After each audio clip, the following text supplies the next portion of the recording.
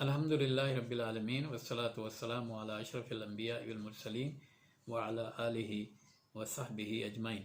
سورہ طٰہٰ جو مکہ میں نازل ہوئی، اور یہ کب نازل ہوئی؟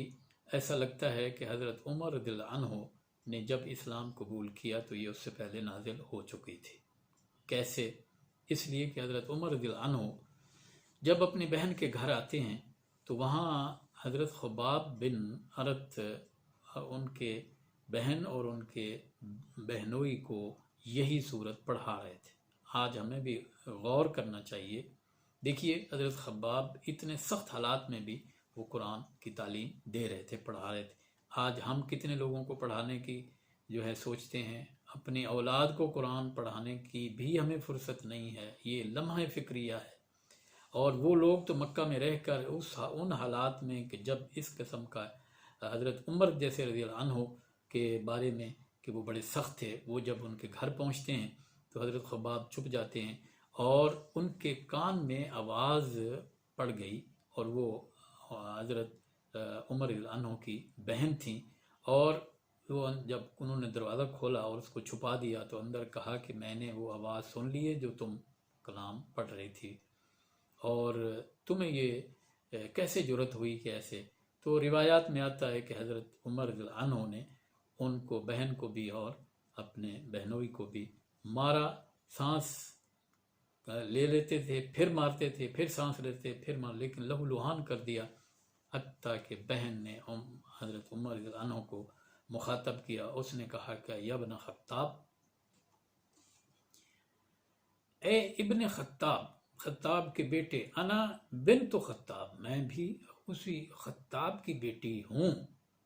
تو سن، اسمع، تو اچھی طرح کان کھول کے سن لے کہ جسمی فی یدک، میرا جو جسم ہے جسے تو مار رہا ہے وہ تیرے ہاتھ میں ہے، لیکن یاد رکھ روحی بید اللہ، کہ میری روح اللہ کے ہاتھ میں ہے۔ یہ جملہ حضرت عمر پر جو ہے جادو کر گیا، اور انہوں نے کہا کہ کمال ہے، اتنی جرأت اس خاتون کے اندر ہو گئی، تو یہ کہاں سے آئی؟ تو انہوں نے کہا اچھا مجھے بھی سناؤ وہ کلام۔ تو بہن نے کہا کہ تم پہلے غسل کرو پھر میں تمہیں سناؤں گی۔ انہوں نے غسل کیا، سنایا، اور عمر نے کہا کیا خوب کلام ہے یہ۔ اتنے میں حضرت خباب بن عرت جو ہیں وہ نکل آتے ہیں، اور وہ کہتے ہیں کہ عمر، اے عمر، امشی اللہ، اللہ کی طرف چلو، اللہ کی طرف چلو۔ اور اس جملے نے بھی کہ اللہ کی طرف چلو حضرت عمر رضی اللہ عنہ پر بہت زیادہ اثر ڈالا، اور وہ اسی وقت وہاں سے حضرت خباب کے ساتھ مل کر حضور صلی اللہ علیہ وسلم کے پاس گھر پہنچتے ہیں۔ دروازہ بند ہے، اور حضرت عمر جو ہیں وہ وہاں دروازہ کھٹکھٹایا تو دیکھا گیا کہ حضرت عمر ہیں، اور حضور صلی اللہ علیہ وسلم کو بتایا گیا، حضرت حمزہ اندر موجود تھے، اور حضرت حمزہ نے کہا کہ عمر اگر اچھی نیت سے آیا ہے تو اہلاً و سہلاً، اور اگر نہیں آیا تو اللہ کی قسم اسی کی تلوار سے میں اس کا سر قلم کروں گا، دروازہ کھولو۔ دروازہ کھولا گیا۔ حضور اکرم صلی اللہ علیہ وسلم نے جو پہلے دعائیں مانگا کرتے تھے کہ اے اللہ یا عمر کو اسلام نصیب کر یا ابو جہل کو اسلام نصیب کر، تو وہ دعا جو ہے قبول ہو گئی۔ حضور اکرم صلی اللہ علیہ وسلم نے اپنے ہاتھ مبارک جو ہیں وہ پھیلا دیے اور عمر کو اپنے گلے سے لگایا، اور انہوں نے کلمہ پڑھ لیا۔ تو وہ دیکھیے کہ یہ دعوت جو ہے اس وقت کیسی تاثیر رکھتی ہے، کہ وہ جو قرآن سنا سورہ طٰہٰ، تو وہ جو ہے یہاں اس سورت کے شروع میں ہی پہلی آیت میں یہ کہا گیا ہے کہ قرآن ایک یاد دہانی ہے، ایک تذکیر ہے اللہ کی طرف سے۔ اس کا نزول جو ہے وہ آپ کے لیے کوئی مصیبت نہیں ہے، بلکہ آپ دعوت دیتے جائیں، یہ قبول کرے نہ کریں۔ اس کے اندر پھر موسیٰ علیہ السلام کا قصہ جو ہے وہ بھی کہ وہ مدین گئے اور وہاں رہے، کتنا عرصہ رہے، اس کی بھی ایک تفصیل ہے۔ پھر موسیٰ علیہ السلام جب واپس وہاں سے پلٹے ہیں تو وہاں وادی طور کے اندر ان کو کہا گیا کہ فخلا نعلیک، اللہ تعالیٰ کے ساتھ ہم کلام ہوئے۔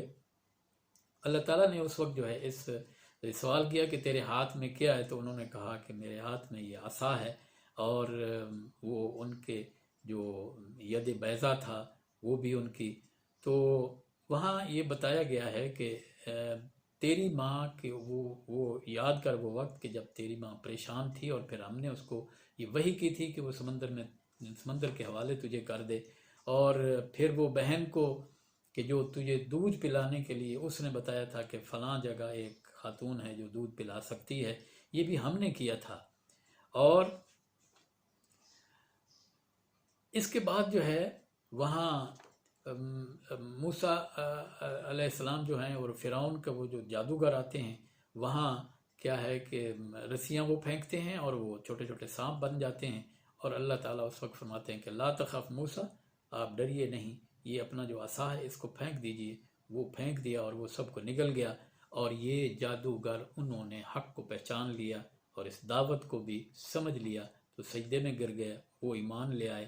فرعون نے کہا یہ کیسے ہو سکتا ہے کہ میری اجازت کے بغیر، مجھے تو لگتا ہے کہ تم جو ہے یہ تمہارا استاد ہے، یعنی موسیٰ علیہ السلام، اور ان سے تم نے یہ جادو سیکھا ہے۔ پھر اس کے بعد موسیٰ علیہ السلام جو ہے کوہ طور پہ اب بنی اسرائیل کے لیے کتاب لینے گئے، اور واپسی پر جب آئے تو سامری نے ایک نیا فتنہ کھڑا کر دیا تھا، اس کا بھی یہاں ذکر کیا گیا ہے۔ اور انہوں نے حضرت ہارون علیہ السلام جو ان کے بھائی تھے ان سے کہا کہ ہارون آپ نے منع نہیں کیا، تو انہوں نے جواب دیا کہ انہوں نے چونکہ ان کا سر پکڑا تھا اور جھنجھوڑا، تو انہوں نے کہا کہ یبنا امی، اے میری ماں کے بیٹے، تو میرے ساتھ ایسا نہ کر، میں نے تو بڑی کوشش کی لیکن یہ نہیں مانے، اور مجھے اس وقت خطرہ ہوا کہ اگر میں زیادہ زور دوں گا تو پھر یہ نہ ہو کہ بعد میں آپ مجھے کہیں کہ تم نے بنی اسرائیل کے اندر تفرقہ پیدا کر دیا۔ پھر اس میں آدم علیہ السلام کا قصہ بھی سنایا گیا۔ آدم اور ابلیس کا جو اصل ہے وہ کیا ہے کہ ابلیس نے جنت میں جا کر آدم علیہ السلام کو ورغلایا تھا کہ یہ شجرۃ الخلد ہے، اس کا پھل کھاؤ گے ہمیشہ ہمیشہ کی زندگی پا جاؤ گے۔ آج بھی لوگ جو ہیں ہمیشہ کی زندگی جو ہے پانا چاہتے ہیں، لیکن یہ نہیں سمجھتے کہ جب بوڑھے ہو جائیں گے تو پھر کیا ہوگا ان کے ساتھ، وہ کوئی ان کو پانی پلانے والا نہیں ہوگا، یہ معذور ہو جائیں گے۔ اس لیے دعا یہ کرنی چاہیے کہ اللہ تعالیٰ صحت اور عافیت کے ساتھ جو ہے اس دنیا سے جو ہے آخرت میں بلائے۔ اور پھر اس کے بعد جو ہے نماز کے بارے میں بات کی گئی ہے، اور مسلمانوں کو، مکے والوں کو کہا گیا ہے کہ تم نماز قائم کرو۔ نماز وہ ایک ذریعہ ہے جس سے مسلمانوں کے اندر، اہل ایمان کے اندر، توحید والوں کے دلوں میں جو ہے وہ قوت پیدا کر دیتی ہے، کہ اسی لیے اللہ تعالیٰ نے فرمایا کہ آخر اس صورت کے آخر میں کہ نماز کو قائم کرو۔ تو یہ ایک بہت بڑا ہتھیار ہے ایک مسلمان کے لیے اپنے دین پر قائم رہنے کے لیے۔ تو یہاں تک یہ سورہ طٰہٰ جو ہے مکمل ہو گئی، اور یہ پارہ بھی مکمل ہو گیا۔ وآخر دعوانا الحمدللہ رب العالمین۔